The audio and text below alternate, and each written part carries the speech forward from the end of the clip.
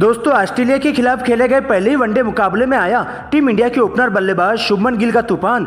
धुआंधार अंदाज में बल्लेबाजी करते हुए चौके छक्कों की बारिश के साथ जम के गरजा गिल का बल्ला और 10 गगनचुंबी छक्कों के साथ जड़ दिया तूफानी शतक और तोड़ा सचिन और विराट का रिकॉर्ड। तो वही दोस्तों लक्ष्य का बचाव करते हुए टीम इंडिया के तेज गेंदबाज जसप्रीत बुमराह ने अपनी घातक यारकर गेंदबाजी से ऑस्ट्रेलियाई बल्लेबाजों के उड़ाकर रख दी परखच्चे और कंगारू बल्लेबाजों पर आई कयामत और पहले ही वनडे मुकाबले में दिखा दी उन्हें उनकी असली औकात। नमस्कार दोस्तों, स्वागत है आपके अपने पसंदीदा क्रिकेट चैनल क्रिक अबोबो में। दोस्तों इस वीडियो में हम आपको हाल ही में भारत और ऑस्ट्रेलिया के बीच मोहाली में खेले गए पहले वनडे मुकाबले की पूरी रोमांचक हाईलाइट आपके सामने परोसने वाले हैं। लेकिन दोस्तों वीडियो में आगे बढ़ने से पहले आपको बताना होगा कि शुभमन गिल और ईशान किशन में से किसे आप टीम इंडिया का सबसे खतरनाक और विस्फोटक बल्लेबाज मानते हैं। कीमती राय कमेंट सेक्शन में जरूर बताएं। वीडियो पसंद आए तो इसे लाइक करके चैनल को अभी के अभी सब्सक्राइब जरूर कर दे। दरअसल दोस्तों आगामी वनडे वर्ल्ड कप को देखते हुए भारत और ऑस्ट्रेलिया के बीच 3 वनडे मैचों की रोमांचक सीरीज खेली जा रही है। यहाँ पर दोस्तों कंगारू टीम भारत दौरे पर आई हुई है, जिसमें दोस्तों पहले वनडे मुकाबले में टीम इंडिया की कमान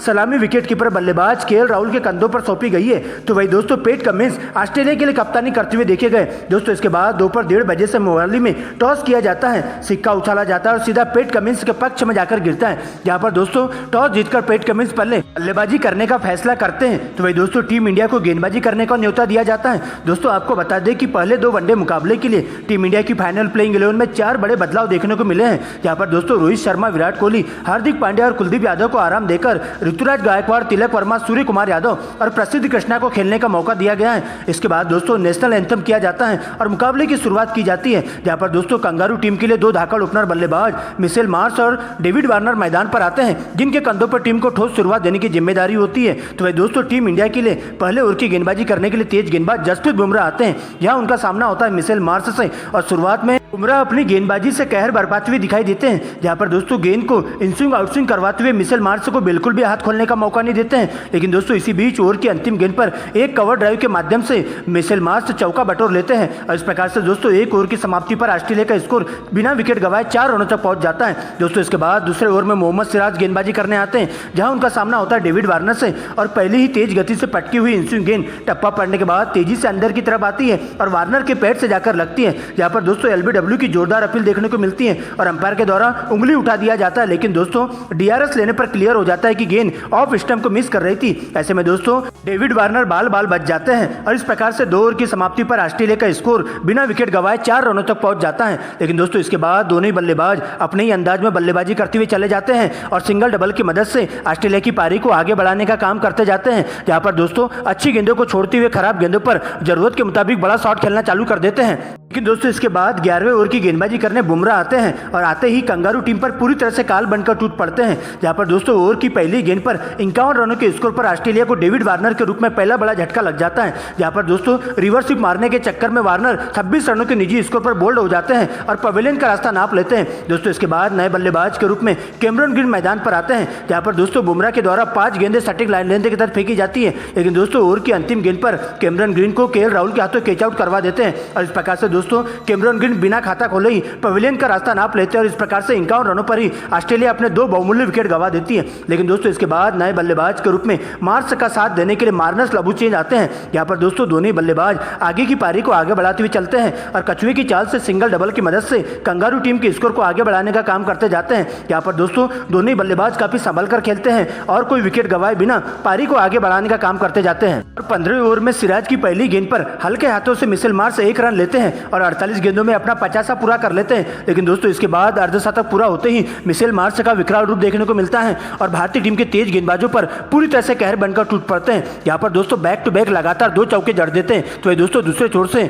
मार्नस लबुशेन भी उनका बखूबी साथ देते हुए चलते हैं और तूफानी अंदाज में बल्लेबाजी करना चालू कर देते हैं और टीम के स्कोर को 150 रनों के पार पहुंचा देते हैं। लेकिन दोस्तों इसी बीच 25वें ओवर की गेंदबाजी करने के लिए लॉर्ड शार्दुल ठाकुर मैदान पर आते हैं और आते ही कंगारू टीम पर पूरी तरह से काल बनकर टूट पड़ते हैं। जहाँ पर दोस्तों अच्छी लय में दिखाई दे रहे मिशेल मार्श को ओवर की तीसरी गेंद पर क्लीन बोल्ड कर देते हैं और इस प्रकार से 153 के स्कोर पर कंगारू टीम को तीसरा बड़ा झटका मिशेल मार्श के रूप में लगता है। जहां पर मिशेल मार्श 70 रन बनाकर जिसके बाद नए बल्लेबाज के रूप में स्टीव स्मिथ मैदान पर आते हैं और दोस्तों इसी ओवर की अंतिम गेंद पर लबुशेन एक रिवर्स स्वीप के माध्यम से चौका जड़ देते हैं और अपना 50 पूरा कर लेते हैं। लेकिन दोस्तों एक बार फिर से 27वें ओवर में मोहम्मद सिराज का कोहराम देखने को मिलता है। यहाँ पर दोस्तों आते ही कंगारू टीम पर पूरी तरह से काल बनकर टूट पड़ते हैं और ओवर की दूसरी गेंद पर 160 के स्कोर पर लबुशेन के रूप रूप में कंगारू टीम को चौथा बड़ा झटका लग जाता है। यहाँ पर दोस्तों लबुशेन 55 गेंदों में 52 रन बनाकर पवेलियन का रास्ता नाप लेते हैं। लेकिन दोस्तों इसी ओवर की अंतिम गेंद पर एक बार फिर से मोहम्मद सिराज का कोहराम देखने को मिलता है। यहाँ पर दोस्तों एक तेज गति से फेंकी गई यार्कर गेंद स्टीव स्मिथ का शिकार कर जाती है और उन्हें मैदान पर गिराते हुए सीधा क्लीन बोल्ड कर देती है।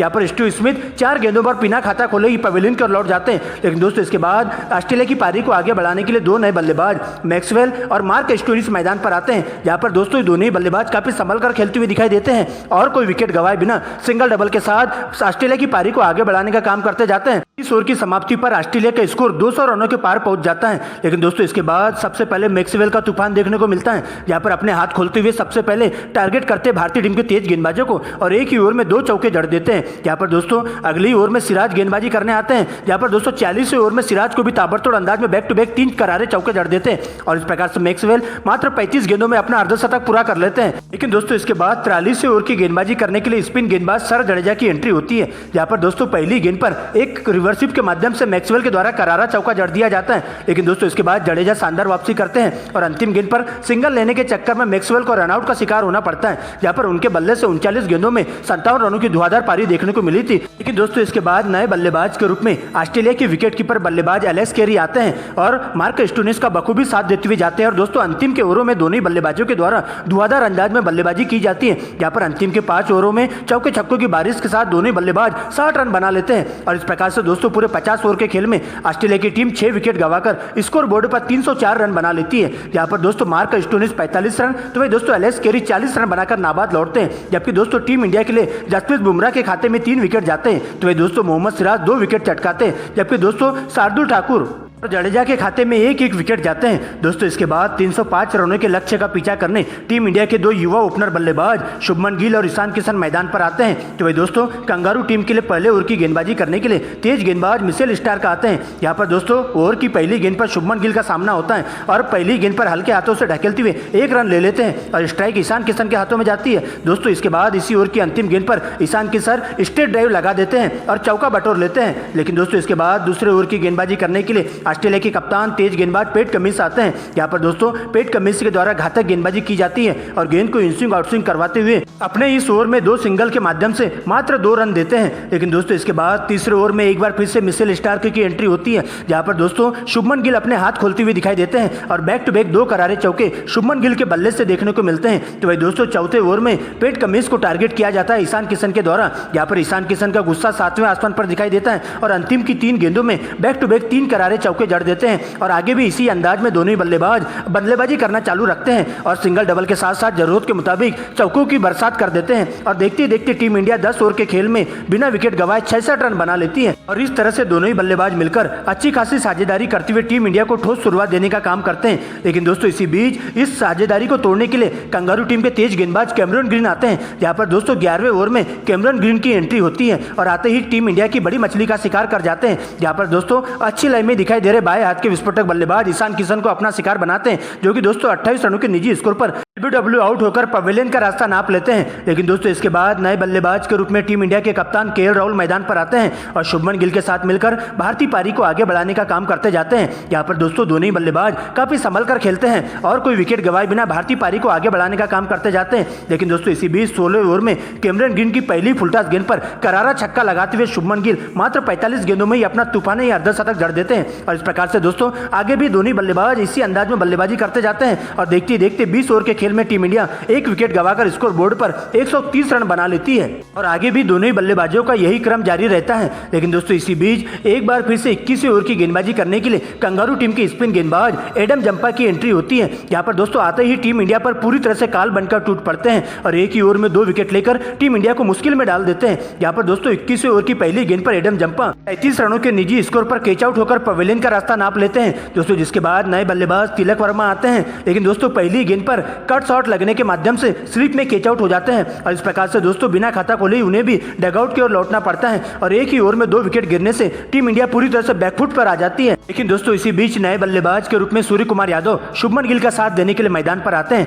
जहां पर दोस्तों शुभमन गिल के द्वारा मार्क स्टोनिस को टारगेट किया जाता है और एक ही ओवर में 2 गगनचुंबी छक्के और 2 चौकों की मदद से 20 रन कूट देते हैं और इस प्रकार से शुभमन गिल मात्र 80 गेंदों में ही 10 गगनचुंबी छक्कों के माध्यम से तूफानी शतक जड़ देते हैं और इस प्रकार से दोस्तों आगे भी दोनों बल्लेबाज तूफानी अंदाज में बल्लेबाजी करना जारी कर देते हैं। यहाँ पर दोस्तों 30वें ओवर में सूर्य कुमार यादव कैमरन ग्रीन को 3 करारे चौके जड़ देते हैं। तो भाई दोस्तों 35वें ओवर में एक बार फिर से सूर्या का बल्ला जम के गरजता है, जहाँ पर दोस्तों एक ही ओवर में 2 गगनचुंबी छक्के और 2 चौके मार्क स्टोनिस को जड़ देते हैं। इस प्रकार से दोस्तों देखते देखते सूर्य कुमार यादव मात्र 35 गेंदों में ही अपना अर्धशतक पूरा कर लेते हैं। दोस्तों इसके बाद तो दोनों ही बल्लेबाज अपने अंदाज में बल्लेबाजी करना जारी कर देते हैं और इसके बाद बॉल देखो और बॉल पेलो वाला नियम अपनाते हैं। यहाँ पर दोस्तों 45वें ओवर में सूर्य कुमार यादव मार्क स्टोनिस को टारगेट करते हैं और एक ही ओवर में 2 छक्के और 2 चौकों की मदद से 20 रन कूट देते हैं और टीम इंडिया 300 रनों तक पहुंच जाती है। लेकिन दोस्तों 46वें ओवर में शुभमन गिल पहली ही गेंद पर गगनचुंबी छक्का लगा देते हैं और इस प्रकार से टीम इंडिया 305 रनों के लक्ष्य को आसानी से हासिल कर लेती है और कंगारू टीम को 4 विकेट से राउंड दे देती है।